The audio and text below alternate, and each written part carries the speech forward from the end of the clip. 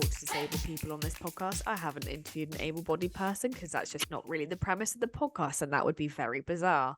However, particularly around like those last 2 years of school or college or sixth form or whatever you do, I was wondering for you, did at any point being a person with a disability impact what you thought your future career would look like? So the bit which mentally drained me the most is, and it's something they say to any kid, disability or not, is you need to go to university, otherwise you won't become successful. Yeah. And every single day, well, weekly by different teachers was kept getting drilled into my head to the point where I was like, I don't want to go uni. Like you've put me off it. You Yeah. keep telling me to do it, and it's like I don't want to do that now that you kept telling me to do it. And that actually helped me realize that once I leave school, I'm doing my own thing. Mm-hmm. And that's how I started doing videos after doing media, and the school giving me software so I could edit from home. So I saw that as an advantage, really, because school telling me to go uni all the time was like, nah, I don't want to do that. I'm not about that life.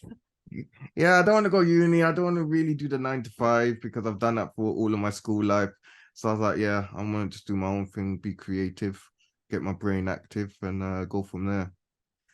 And it would be great if we could talk a bit about actually your creative journey, because you did start out in YouTube and that was very much like where you put your effort and your focus on. And then it's kind of evolved into coming off that, but then going back into it and like being on other social media and doing loads of other different and fun, cool things that actually I think a lot of people could take a lot of inspiration from. And not just because it's like, it's Isaac, he's a disabled man. It's because no, he's effing good at like editing videos.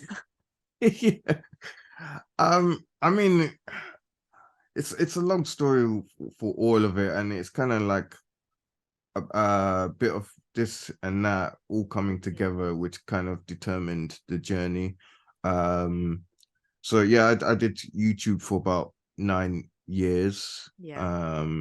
filming my adventures and things I would get up to. So skiing, skydiving, tall ship sailing. I'd film all of that and do funny edits and really just enjoy the editing process. While this was happening, friends and family, loads of them would say, "Oh, why don't you talk about disability in your videos?" Because Yeah. I wasn't really talking about it in my videos. And they kept saying that you should do it, you could really help people. And I thought, oh, I don't really want to talk about disability because, why should I just want to show people what I'm getting up to. Yeah.